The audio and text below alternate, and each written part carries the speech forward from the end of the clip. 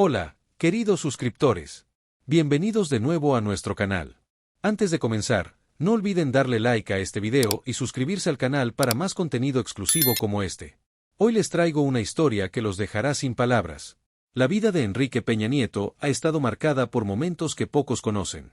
Detrás del poder y la política, se esconde una historia de dolor, pérdida y secretos que nunca imaginaron. Desde una enfermedad que cambió su vida, pasando por el luto que marcó su corazón, hasta los romances que sacudieron su mundo personal. Todo esto y mucho más lo descubrirán en los próximos minutos. Prepárense para conocer la triste historia de Enrique Peña Nieto que nunca te contaron. ¡Comenzamos! La vida de Enrique Peña Nieto cambió para siempre aquella noche del 10 de enero de 2007, cuando su esposa Mónica Pretelini se sintió mal y él, preocupado, la llevó al hospital. Nunca imaginó que sería la última vez que la vería viva.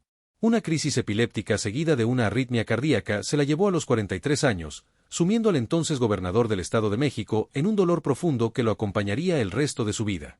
La muerte de Mónica no solo lo devastó emocionalmente, sino que marcó un antes y un después en su personalidad y en su manera de enfrentar la vida pública. Para un hombre acostumbrado a controlar cada situación, la pérdida de su compañera de vida representó el primer gran fracaso que no pudo evitar. Sus amigos cercanos relataron que durante días lloró escondido de sus hijos para no afectarlos, mostrando una fragilidad que contrastaba con su imagen pública de político seguro y carismático. Mónica Pretelini había sido mucho más que una esposa para Enrique, era su pilar emocional, su apoyo incondicional y la madre de sus 3 hijos, Paulina, Alejandro y Nicole.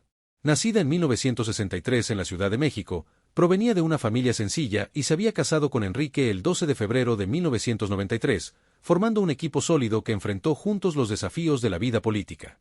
Como presidenta del sistema DIF en el Estado de México, Mónica había ganado el respeto de la sociedad por su dedicación a las familias necesitadas, mostrando una sensibilidad social que complementaba perfectamente la carrera política de su esposo. Su muerte súbita no solo conmocionó a la familia, sino que impactó a todo el país, que veía en ella una figura maternal y cercana. La tragedia reveló también aspectos desconocidos de la vida personal de Enrique, quien años después confesaría la existencia de otros hijos de relaciones previas, incluyendo uno que murió siendo bebé. Esta pérdida temprana había marcado profundamente su corazón, y la muerte de Mónica reabrió heridas que creía sanadas. El luto de Enrique fue silencioso pero devastador. En entrevistas posteriores con la periodista Adela Micha, confesó que Mónica había sido su pilar, especialmente durante sus inicios políticos cuando aún no tenía la experiencia necesaria para navegar las complejidades del poder. Sin ella, se sentía perdido, como si hubiera perdido no solo a su esposa, sino también a su brújula moral y emocional. Sus hijos, que entonces eran pequeños, se convirtieron en su única motivación para seguir adelante, pero la responsabilidad de ser padre soltero mientras ejercía el cargo de gobernador lo abrumaba. La casa que antes había sido un refugio de alegría y calidez familiar se transformó en un lugar lleno de recuerdos dolorosos. Amigos cercanos contaron que evitaba hablar de Mónica públicamente, pero en casa mantenía su memoria viva para los hijos, mostrando fotografías y contando historias sobre su madre. Esta dualidad entre el dolor privado y la necesidad de mantener una imagen pública fuerte lo desgastó emocionalmente durante años. La pérdida de Mónica también tuvo un impacto profundo en su salud mental y física. Quienes lo conocían notaron cambios significativos en su personalidad.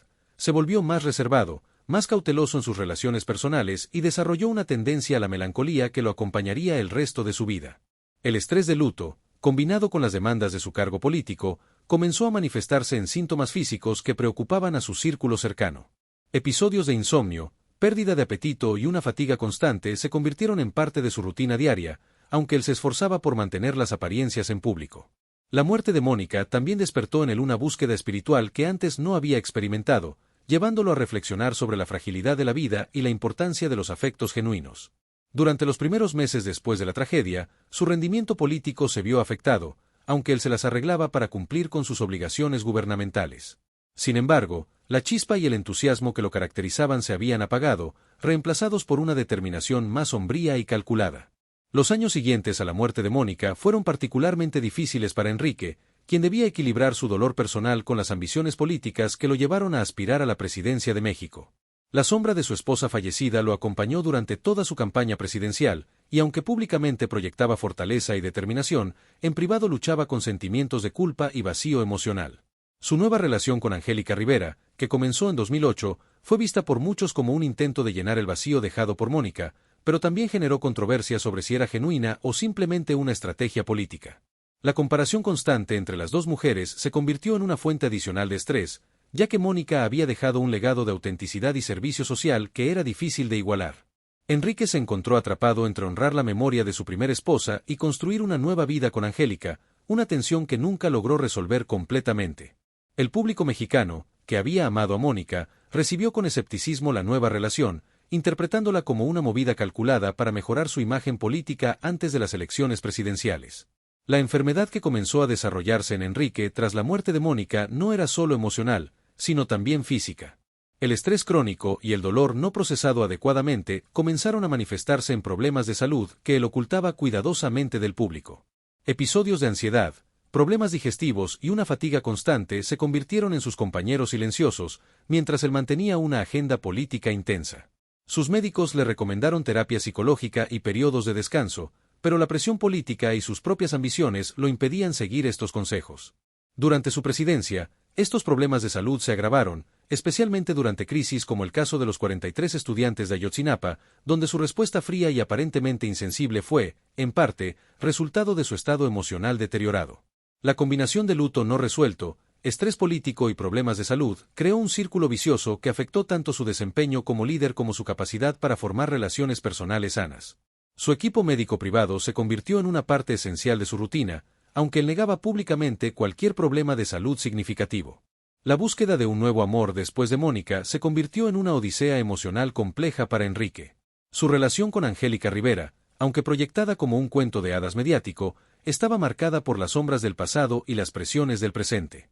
Angélica, consciente de que nunca podría reemplazar completamente a Mónica en el corazón de Enrique, luchó por establecer su propio espacio en la vida del político, pero siempre sintió la presencia invisible de la primera esposa.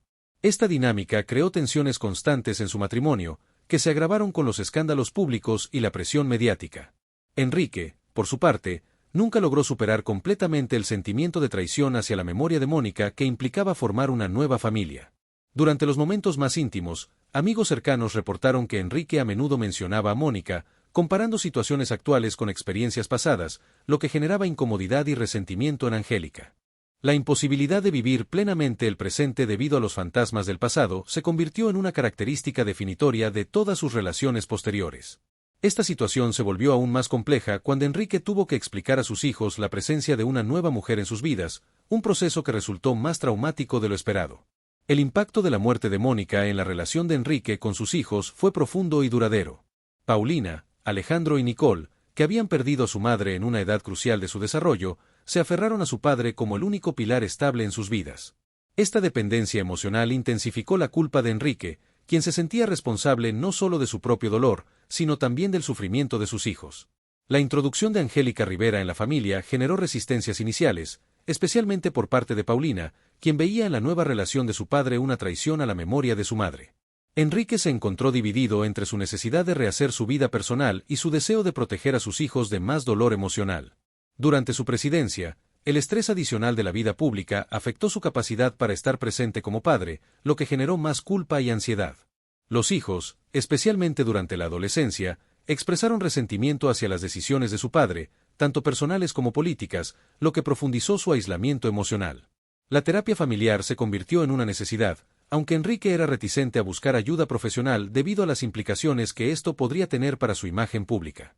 La transformación de Enrique después de la muerte de Mónica no pasó desapercibida para sus colaboradores políticos y aliados.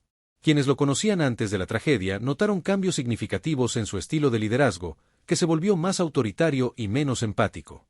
La pérdida de su compañera emocional más cercana lo hizo más dependiente de asesores y menos confiado en sus propias decisiones intuitivas. Su capacidad para conectar genuinamente con las personas se vio disminuida, lo que se reflejó en su manejo de crisis públicas y en su relación con los medios de comunicación.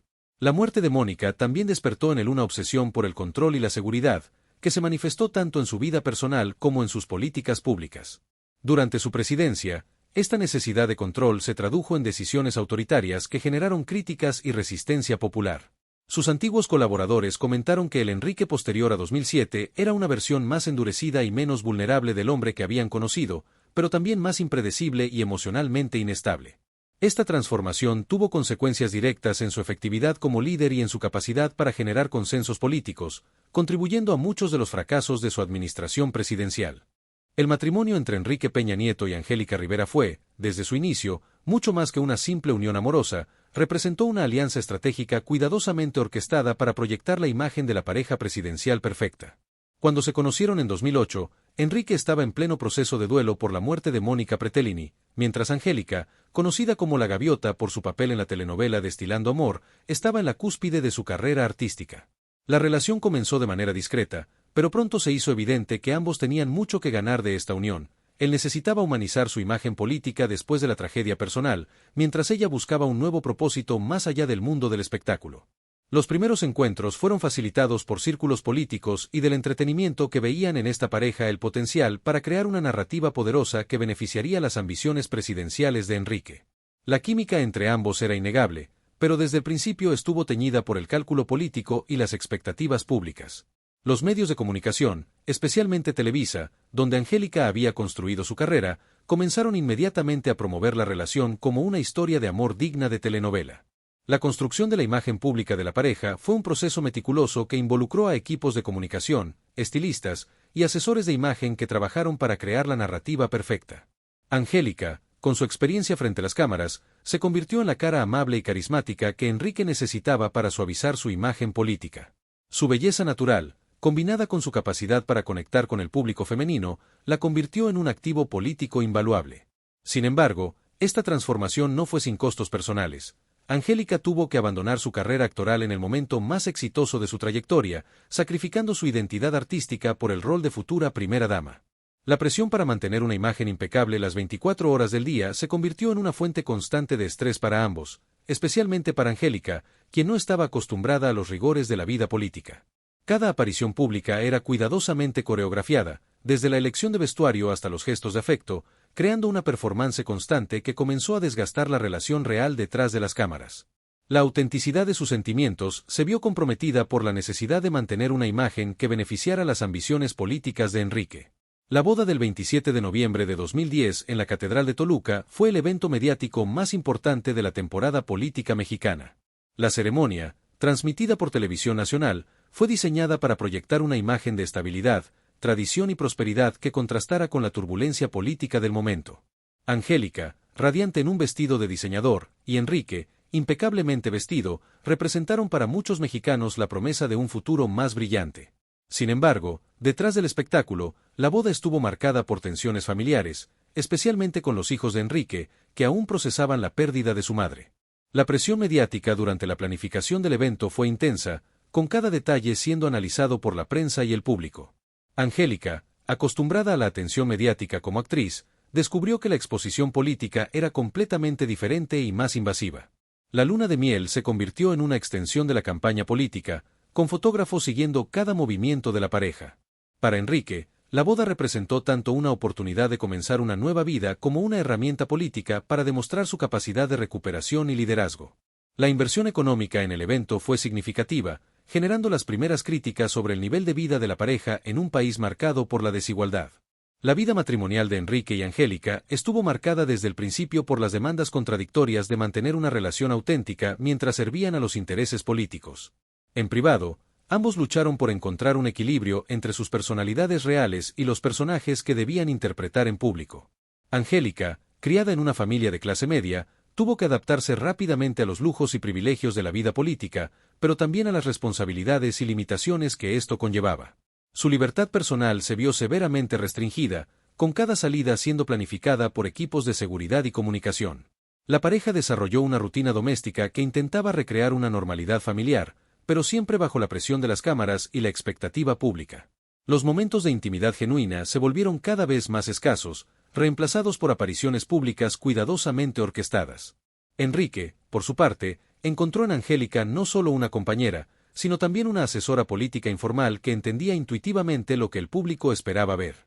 Sus conversaciones privadas giraban constantemente en torno a la percepción pública y las estrategias para mantener su popularidad, convirtiendo su matrimonio en una extensión de su carrera política. El papel de primera dama que Angélica asumió cuando Enrique ganó la presidencia en 2012 fue más demanding y complejo de lo que había anticipado. Su agenda diaria incluía compromisos oficiales, eventos benéficos y apariciones públicas que requerían una preparación meticulosa. Angélica trabajó incansablemente para crear programas sociales a través del DIF, especialmente enfocados en temas de salud infantil y apoyo a familias vulnerables. Su experiencia en medios de comunicación resultó invaluable para la administración, ya que sabía cómo comunicar mensajes complejos de manera accesible para el público general. Sin embargo, la presión constante para mantener una imagen perfecta comenzó a afectar su salud mental y física. Los rumores sobre tensiones maritales comenzaron a circular cuando se notó que en algunos eventos públicos, la pareja mostraba señales de frialdad y distanciamiento. Angélica desarrolló estrategias para lidiar con la crítica pública, pero el escrutinio constante de su vestimenta, gestos y declaraciones se convirtió en una fuente de ansiedad. Su equipo de comunicación trabajaba las 24 horas para controlar su imagen, pero la presión era abrumadora. La vida de primera dama, que inicialmente había visto como una oportunidad de servicio público, se convirtió gradualmente en una prisión dorada. El escándalo de la Casa Blanca en 2014 marcó el punto de quiebre en la relación pública y privada de la pareja. La revelación de que Angélica había comprado una mansión de $7 millones de una constructora que tenía contratos con el gobierno generó una crisis que puso a prueba tanto su matrimonio como su habilidad para manejar la adversidad política.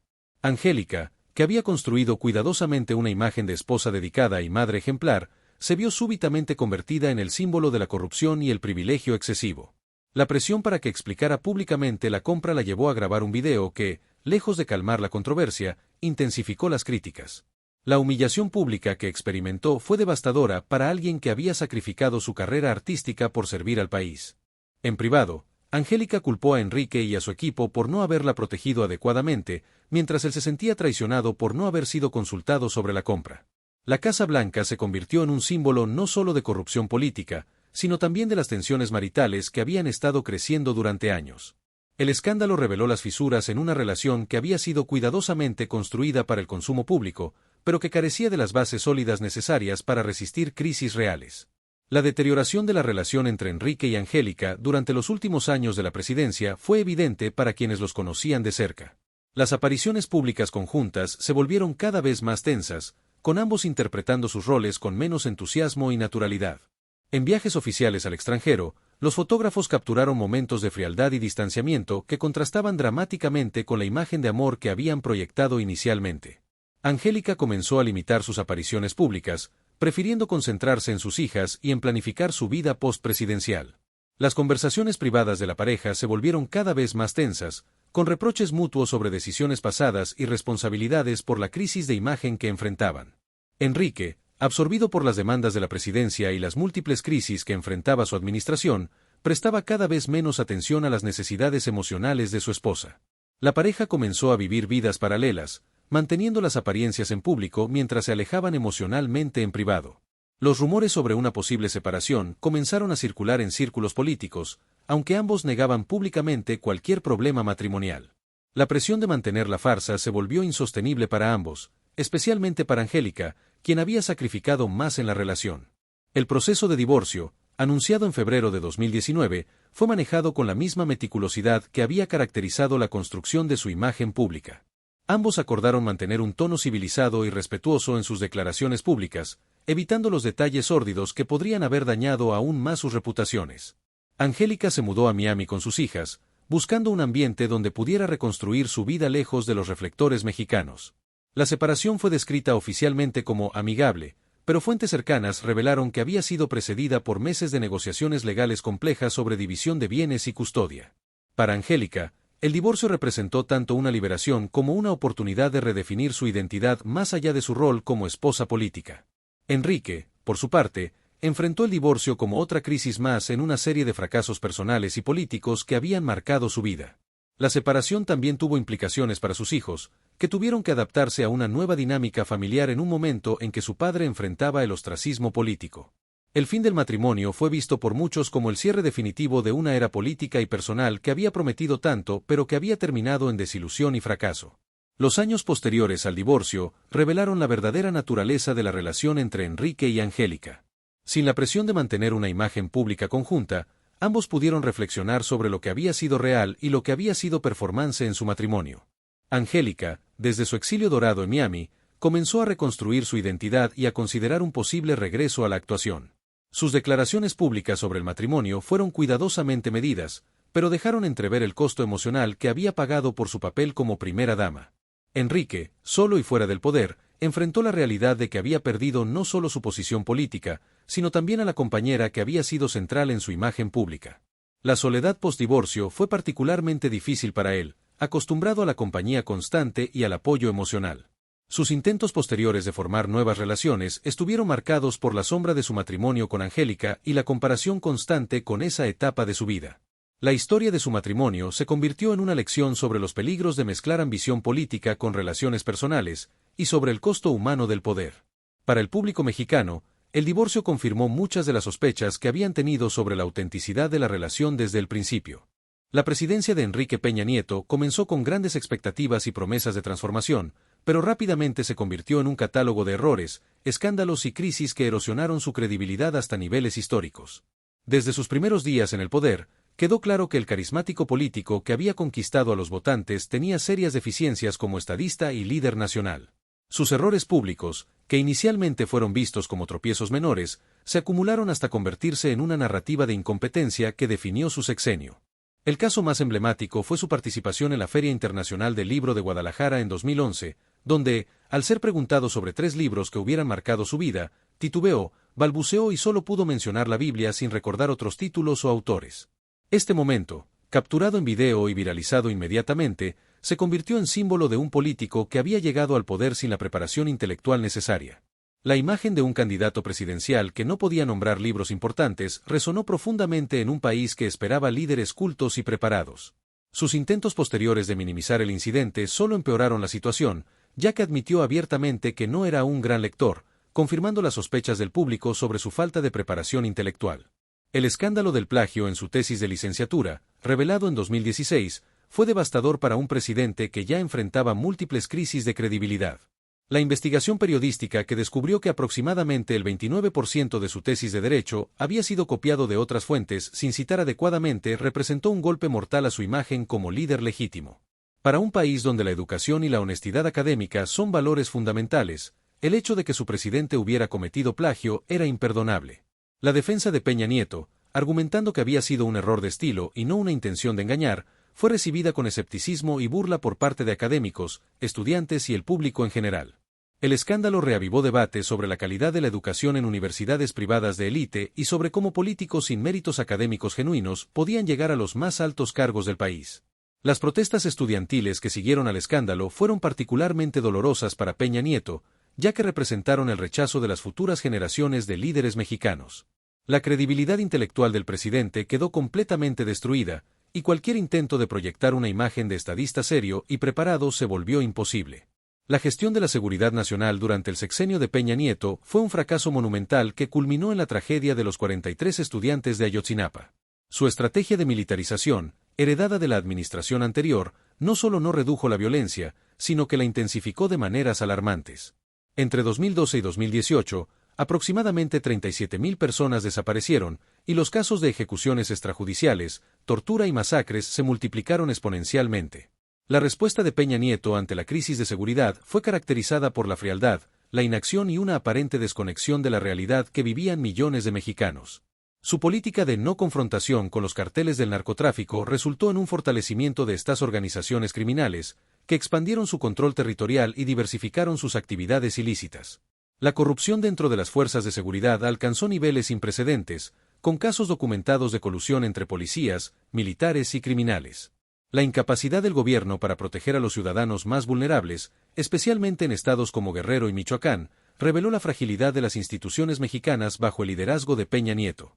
El caso de Ayotzinapa se convirtió en el símbolo más poderoso del fracaso de la administración de Peña Nieto. La desaparición de los 43 estudiantes de la Escuela Rural de Ayotzinapa en septiembre de 2014 reveló no solo la incapacidad del gobierno para garantizar la seguridad, sino también su disposición a encubrir la verdad y proteger a los responsables. La investigación oficial, que concluyó que los estudiantes habían sido asesinados e incinerados por un cartel local, fue rechazada por familiares, activistas y expertos internacionales que señalaron inconsistencias graves y evidencia de encubrimiento. La respuesta inicial de Peña Nieto ante la tragedia fue percibida como fría e insensible, especialmente cuando sugirió que el país debía superar la tragedia mientras los padres de los estudiantes seguían exigiendo respuestas. Esta actitud reveló una desconexión profunda entre el presidente y el sufrimiento de las familias mexicanas, consolidando la imagen de un líder sin empatía ni capacidad de liderazgo en momentos de crisis. Las protestas masivas que siguieron, con el grito "Fue el Estado" resonando en todo el país, marcaron el punto de no retorno en la relación entre Peña Nieto y la sociedad mexicana. La incapacidad para resolver el caso, o al menos demostrar un compromiso genuino con la justicia, destruyó cualquier vestigio de confianza en su liderazgo. Los escándalos de corrupción que marcaron el sexenio de Peña Nieto revelaron un patrón sistemático de abuso de poder y enriquecimiento ilícito que involucró a su círculo más cercano. La Casa Blanca fue solo la punta del iceberg de una red de corrupción que incluía contratos amañados, propiedades inexplicables y vínculos con empresarios beneficiados por decisiones gubernamentales.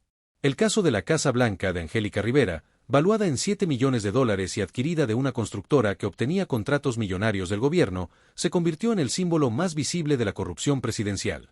La investigación periodística de Carmen Aristegui reveló no solo las conexiones entre la propiedad y los contratos gubernamentales, sino también un patrón de comportamiento que sugería que la corrupción era parte integral del método de gobierno de Peña Nieto. La respuesta del presidente ante estas revelaciones fue caracterizada por la negación, la minimización y los intentos de silenciar a los periodistas investigadores. La persecución legal y mediática contra Carmen Aristegui y otros periodistas que investigaron estos casos reveló la naturaleza autoritaria de un gobierno que no toleraba el escrutinio público. La crisis económica que se intensificó durante el sexenio de Peña Nieto desmintió las promesas de crecimiento y prosperidad que habían sido centrales en su campaña electoral. A pesar de las reformas estructurales que su administración implementó, especialmente en el sector energético, los resultados económicos fueron decepcionantes. El crecimiento del PIB se mantuvo por debajo del 3% anual, insuficiente para generar los empleos necesarios para una población joven y en crecimiento. La pobreza se mantuvo en niveles alarmantes, con más de 50 millones de mexicanos viviendo en condiciones de pobreza. Y así llegamos al final de esta increíble pero triste historia de Enrique Peña Nieto. Como pudieron ver, detrás de la figura pública se esconde un hombre que ha enfrentado batallas personales que pocos conocían. Quiero agradecer a todos por sus comentarios en nuestros videos anteriores. Cada uno de ustedes hace que este canal crezca y mejore día a día. Sus opiniones y experiencias enriquecen nuestra comunidad. Si esta historia los impactó tanto como a mí, no olviden dejar su like, realmente nos ayuda mucho a llegar a más personas. Y díganme en los comentarios, ¿qué opinan sobre todo lo que acabamos de revelar? Nos vemos en el próximo video con más historias que los dejarán pensando. ¡Hasta la próxima!